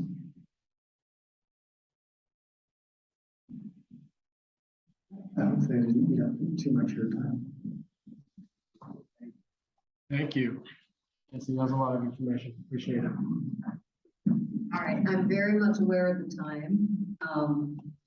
So I am gonna kind of go quickly through some stuff. It's more just kind of give you some updates, and then if you have more in-depth questions or interest, you could always reach out to me. So. You want me to advance or you can just Okay. use just use the touchpad. No. Oh, did it move? Oh, okay. Okay, so as many of you know, you've heard me talk about this for several years now. We've been doing this sage grouse study in the upper Bighorn Valley. We want to know a little bit more about this population of birds that seems to have been a viable population, continues to be a viable population. Are they migrating in and out of the valley? Are they connected through genetic exchange on lecking areas outside the hole, all that sort of stuff. So for the past 4 years, we're in our 5th year now, which is our final year. We have been capturing sage grouse hens and putting GPS units on them, getting locations from those instrumented hens 4 or 5 times a day. And then using that information to map their whereabouts relative to land ownership, land management, different times of year, lecking activity, nest success, all that big sort of stuff. I'm going to cut right to the chase, and we are working on the final report for that now. So I'm going to hold off on any details and then just schedule another time to give you guys an in-depth view of what we've learned in the past 4 years. But I'll say that we very much have always kept an eye towards this being an applied study. We wanted to get very specific questions. We wanted to know the answers to that so that we could use that information towards sagebrush, sage grouse conservation efforts on the ground with partners, land management, landowner partners. And so we've been putting that into practice already, and we'll continue to use that data and the information from this study to do that. And also, just now that we have several years worth of movements from those hens, especially in the springtime, it looks like there's potential for some other leks in the valley that we haven't known about prior to this, based on where hens are concentrating during that spring mating time. So we'll be out there. We're not going to do more captures, but we'll spend more time looking in some of these areas, see if there's new leks. So basically, stay tuned on this one. I'll give you a more in-depth look at it in a couple of months. So along with the sage grouse, we also have a study going on pronghorn, and what had kick-started this whole project was to get a better understanding of those pronghorn that are wintering in horse prairie and then coming up through the big hole, with some of them ending up as far as Mount Hagen. And so we wanted to kind of get a better idea of what their movement patterns are, their migration routes, their seasonal range uses.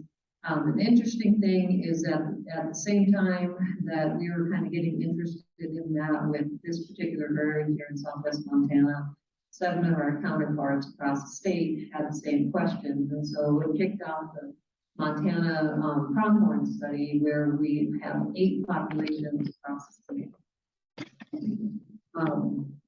And we're all basically asking the same questions pertaining to movements and barriers to movements, and then using the information from these collar does to get boots on the ground projects, fencing repairs, maybe even fence removals, making fences more wildlife friendly, river crossings, road crossings, all sorts of stuff. So I thought it'd be interesting to show you. So we are in the 3rd and final year of collaring. We have focused on collaring the antelope does. And similar to the moose study, trying to keep a sample of 60 collared does each year. So this past winter was our last collaring effort, and we will run those collars through February. And they are GPS collars. They collect a location every hour. We wanted them on that fine scale. So if a antelope is hung up, running back and forth on a fence, trying to figure its way through, we can pick that up in the that level of movement data. So we 89 GPS collar does. We've had 33 mortalities over the past 3 years, 4 malfunction units. So we still have 52 on the air. So this is a map of all the movement data. Each color is a different doe. And I just wanted to throw up the comprehensive map. So this is over the past 3 years.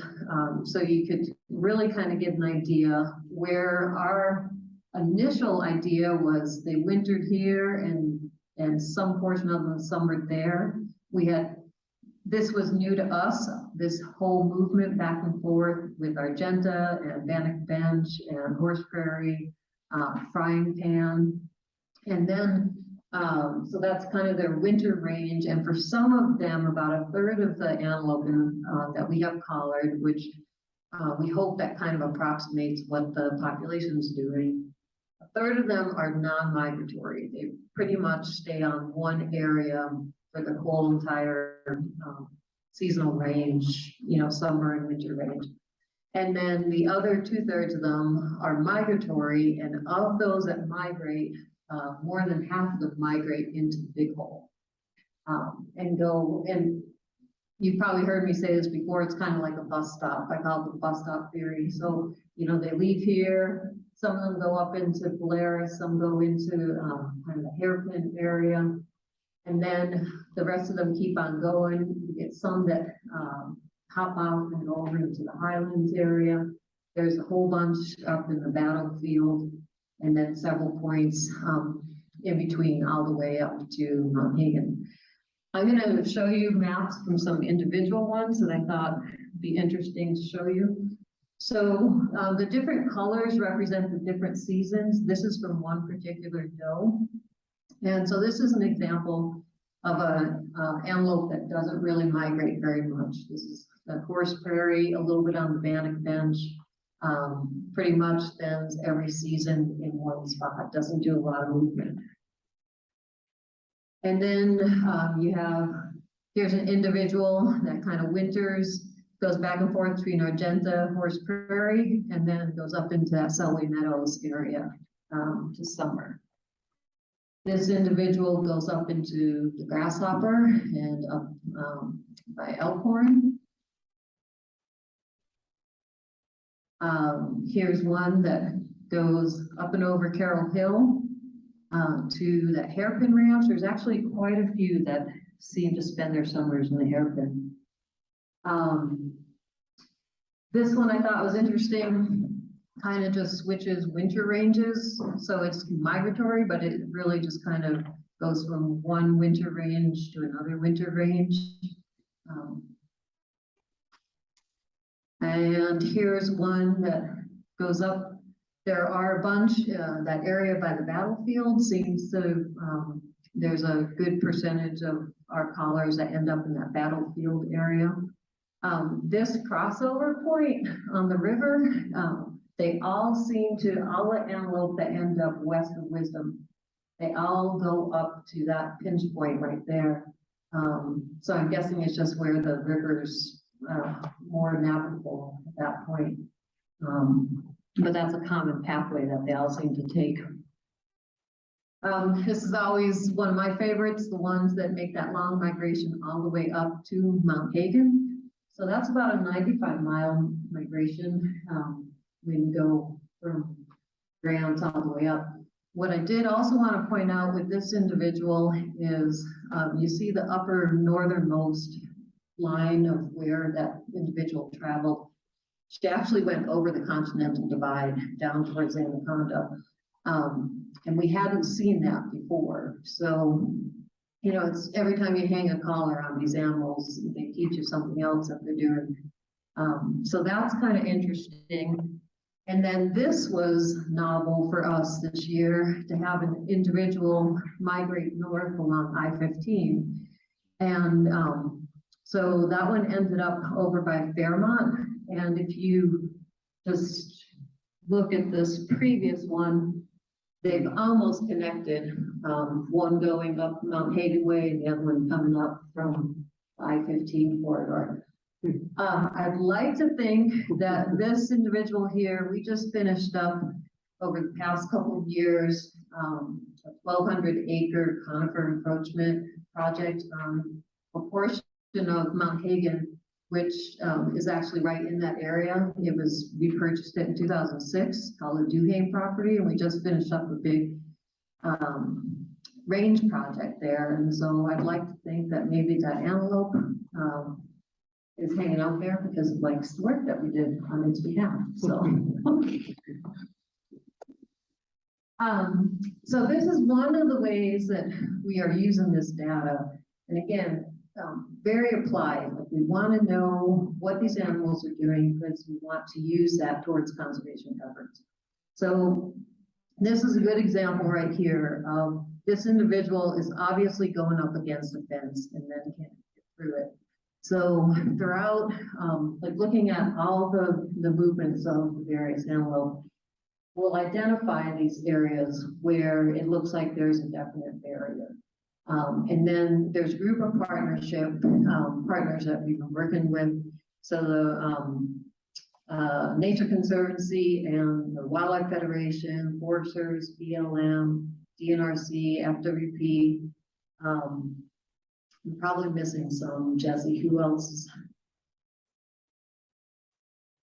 So, and then private landowners, you know, so where, that's another big one, where it looks like we have some type of barrier, working with private landowners to see if we can't do some fence modification or do what, you know, some type of measure there that makes that more permeable for antelope or wildlife to get through. So that's how we've been using that data. And through this partnership, we do have a project coordinator, Simon Bouchard, who's being funded through Wildlife Federation. And so I think the total for the past 2 summers, of fieldwork have been close to 15 miles of fences that have been either removed or modified. And then, we've identified just about as much for next summer to work on too. So it's been, really, kind of satisfying work. And I will not take the lion's share of it at all, because I'm hardly, all I'm doing is providing the data, and somebody else is really doing the work with the permeability stuff. So one of the projects for next year, and in addition to that, page wire fence that I just showed you, which was at Apex, which might be on the slate for next year. If you look at this top panel here, this is, you know, you can see where Grant is, and that's at Highway 324, and there's a pretty good woven wire fence all along the south side of the highway, and here's where it bends. And so the antelope movements pretty much follow along the northern side of that fence. It's not very permeable. This information down here came from Idaho Fish and Game. They have some collared animals, collared pronghorn, that they collared last year. And so this right here is the south side of that woven wire fence in Highway 324. So logic would tell you that if we can punch some holes in that fence, these two populations will reconnect, and probably historically were connected. I'm not sure exactly when that fence went in, but I would guess that there's been very minimal connectivity between those two populations since that fence has been there. So that's one of the projects that we're working on for next year as well. Try to punch some holes in that Highway 324 fence and reconnect those populations. And then just to kind of show you, it shouldn't be any surprise, but these are locations from collared sage grouse, locations from collared antelope, and there's a lot of similarity in the habitat and in the movements and you know, where they're at and the areas that they're using, which is pretty much follows. I remember Dean pointing this out last year, it's where the sagebrush is. But the point I want to make here is, you know, sagebrush conservation, you know, working and full recognition, it's a working landscape. People have multiple uses. Where we can find that common ground for sagebrush conservation, it also, you know, all these species that depend on it benefit as well. So Tana kind of touched on some of this a little bit, but we had a meeting last week with Fish and Wildlife Service, who has been overseeing the DNA study in the Big Hole for grizzly bears. Last year was the pilot study, and then this year they expanded on that, and we'll try to continue it in at least for another year, depending on funding. So there's not that many results to date. Jennifer Fortnorius, who's a biologist that's overseeing this for the Fish and Wildlife Service, presented. So last year there were 2 grizzly bears caught on camera. And I should say, and I wish I had this map that she put up that shows where those camera locations were in the Pioneers, the Big Hole, Pintlers, also into the Bitterroots, because part of this study is to see if they can't document breeding female in the Bitterroot ecosystem. As part of the grizzly delisting and grizzly recovery, there are 5 recovery zones, mostly in Montana, and the Bitterroot is one of those. And in order to, you know, meet some of the criteria for recovery, there has to be a breeding female in there with, you know, solid cubs. So the Big Hole is not a recovery zone, but it's a travel corridor to get there. So that's the interest in the Big Hole, is knowing, understanding the grizzlies that are already there, knowing their point of origin, if they came from the Yellowstone population or if they came from the Northern Continental Divide population, male, females, numbers of individuals, all that sort of stuff. And the ultimate goal is to, as this came up in the meeting last week, it's not to saturate the big hole and force grizzlies on the populations or on the human population. It's to understand what is there and then work with the communities, as many folks have already been doing, to make place for those grizzlies to kind of move through. And, you know, but it's the Bitterroot is one of the recovery zones. I just wanted to make that point, that like that is technically the area where we're trying to get a breeding female in. It's not that we're trying to saturate any particular area. So, and then of course, like none of us in the room are decision makers. It's all on a higher level as far as delisting goes. But, Yeah. That's a silly question. Why don't you just take a breeding female and plop her in why don't you? My truck's not big enough. Yeah, I think there's. You know what I'm saying? That just. Well, I do think that there's, like, there are regulations on moving grizzly bears. For even like lesser. Yeah. You know. You can't do it to achieve an objective that you're No. going towards. No, they have to come in naturally in that regard, yeah. But I just wanted to give a reminder. So, in order for sightings to be verified, you need to turn them in to one of us, some of us, anybody, you know. And then like the process that I go through is I turn, if I get a photo of a trap, a bear, or whatever, I submit that to Jennifer Portnorias and also our bear specialist. And there is a panel of about 20 experts, you know, bear experts who will look at this and, you know, they will determine yay or nay on whether it's a grizzly bear or black bear. It has to be verified. So, you know, Chet's out there, he's getting great pictures, and I'm glad to hear that he's turned those in.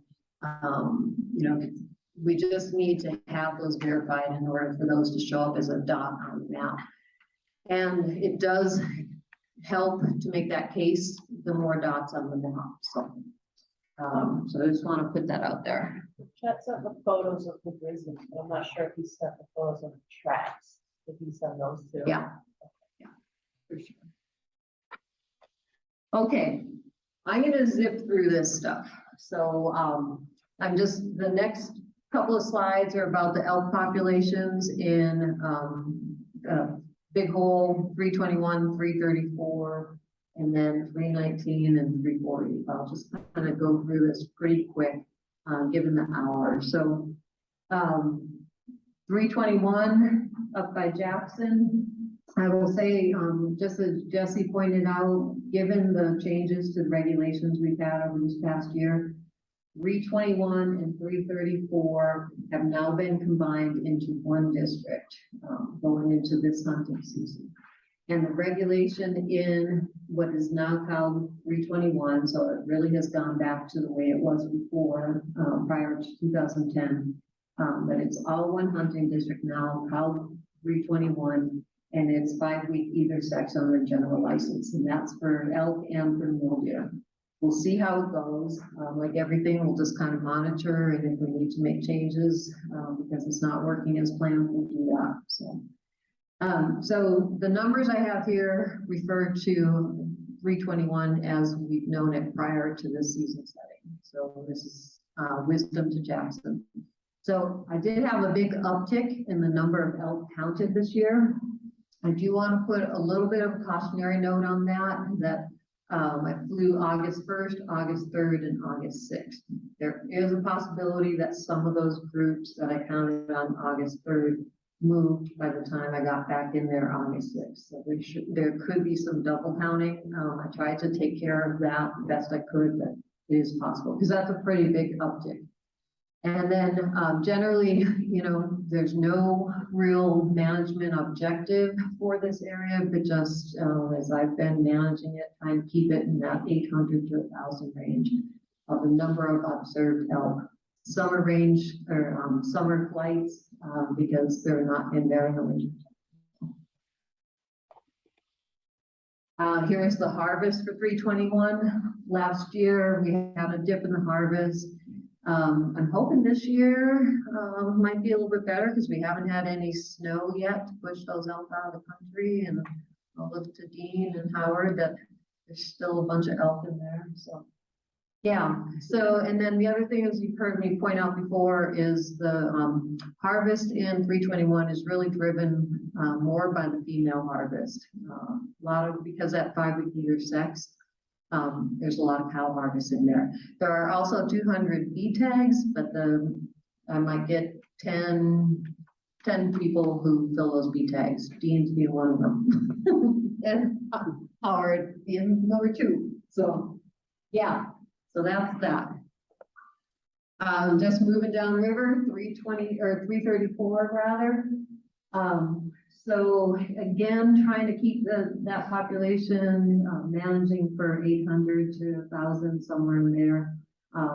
Those numbers kind of jump around a little bit more, and I think it's just there is some movement down on the bottom at Pintler Creek. Sometimes there's a herd of elk come out of 332 over onto the Sparrow Ranch, so then they get counted into 334. But generally, just trying to keep those numbers in that 800 to 1,000 range. Harvest here is always a lot less. Total harvest last year was about 85, 86 animals. So,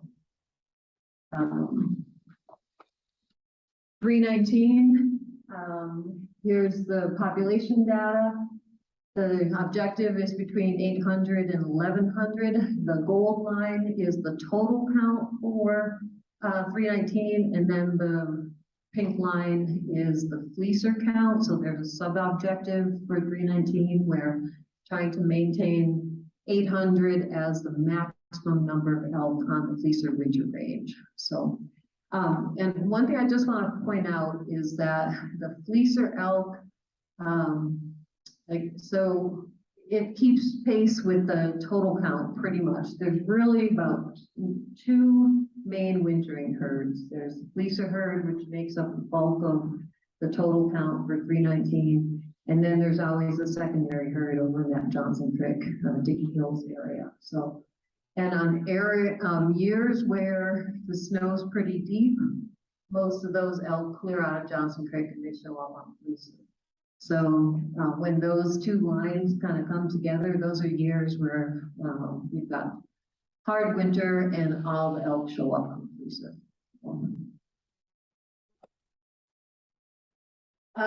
Here's the harvest. So nothing too spectacular there. Last year was a poor harvest year. We had just mild weather and not much for snow. So every hunting district had low harvest last year. Looking at the elk population in 340, that objective is to try to keep them between 800 and 1,200. Been able to kind of keep it there pretty well. This year, the district regulations have changed, so the boundary is the same. Nothing's changed with 340, but that split season has gone away where it was liberal season for the first 2 weeks has gone away. So now it's 5 weeks full on the general license, and then there's 450, I believe, elk E licenses for cows or amphibious elk. So. And here's what the harvest looks like. We got, I don't know, pretty decent. It usually stays in that 300 some odd range. Obviously, a few years ago, we hit that spike when we had that just excellent hunting season and doubled that harvest there. I'll just talk about mule deer real quick. Mule deer are definitely something where I've got some concern. And Jesse, he had much better graphics to kind of display, but there's definitely something. We have a dip in the mule deer population, and you can see my graph cuts off at 2018, 2019, 20, and 21. I thought I was not hitting the timing of the surveys very well because I was counting less than 200, but I think I actually was hitting it, and that's what's out there. the trend areas where I'm flying, which hopefully representative of the entire population. There's just, we've hit one of those down cycles with mule deer again. So the regulation in 319, which 319 and 341 have been combined into one district. You need to have a permit for buck harvest and a bee license for doe harvest. So, and the harvest has gone down. You know, and Jesse kind of pointed this out too, that the harvest somewhat follows the same trend as population, in part that is determined by, you know, the number of tags and opportunities we put out there. But there's been a definite downward trend. Same thing with mule deer in 340, but I think this one has been a little bit more induced by the season type. So in 2018, I tried that liberal season for mule deer, either sex on the general license. And it definitely just drove that population down, especially in the trend area where I fly, which is also the easy access for harvest. And I think we just hammered them. The harvest data shows that. So when I put that either sex season in place, I put some objectives in there to measure over time. And one of the objectives was that the female harvest would, we took out all the bee licenses, so the harvest could only occur on the general license and one deer per customer. So the thought was that the doe harvest would not change because any harvest that was going to happen on the bee tag was going to get displaced by that harvest on the general license. And if a person was shooting a doe, then they weren't going to shoot a buck. But you could see where the female harvest actually shot up that first year, came back down, but not to the levels that it was before, which in part was driven by the number of bee licenses, but we still maintained the elevated high doe harvest. And then the buck harvest didn't come down accordingly. So we actually had an overall increase in the harvest, not a steady, staying steady or a decrease. And then you can see the quality of buck. The other objective was the idea being that if a person who was just a meat hunter chose a doe instead of a 2-point buck, then it would relieve some of the pressure on bucks overall. And over time, there'd be a higher quality buck out there. But if you look at the harvest, this green line is the percent of buck harvest that is less than 4 points.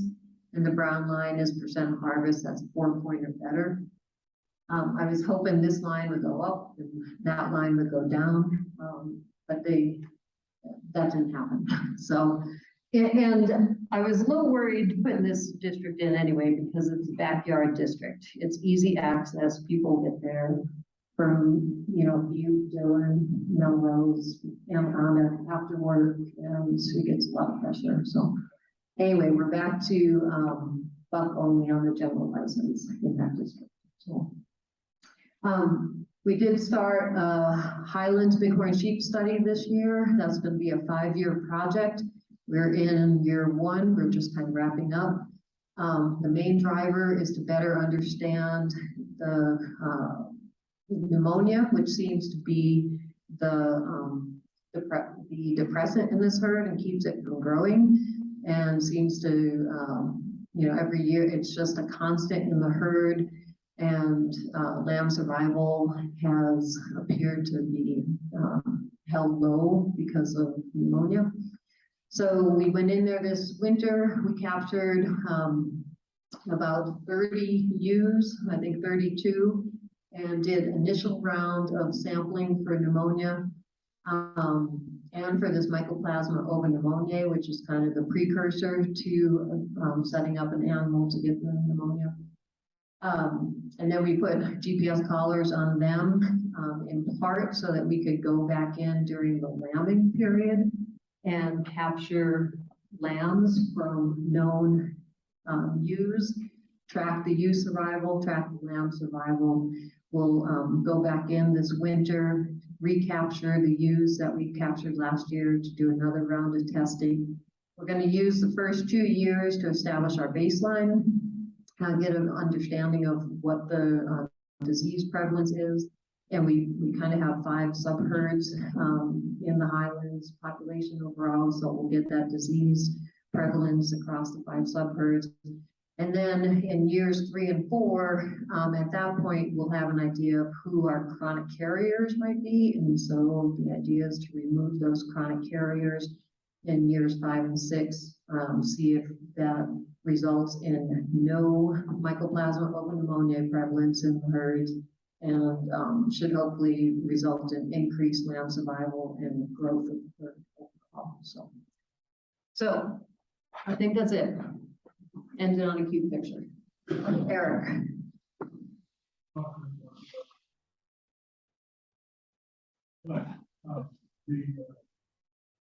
The people in the detail, are those lands? For the mule deer? Yes, they are specific to that district.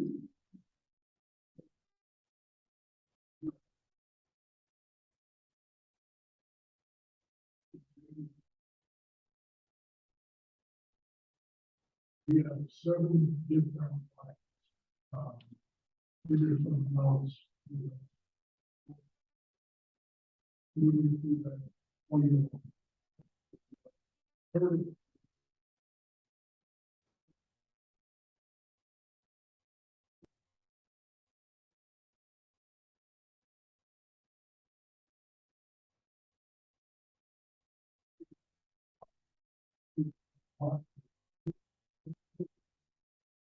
Yeah, and we did, so far we've had 5 ewes mortality and 4 lamb mortalities.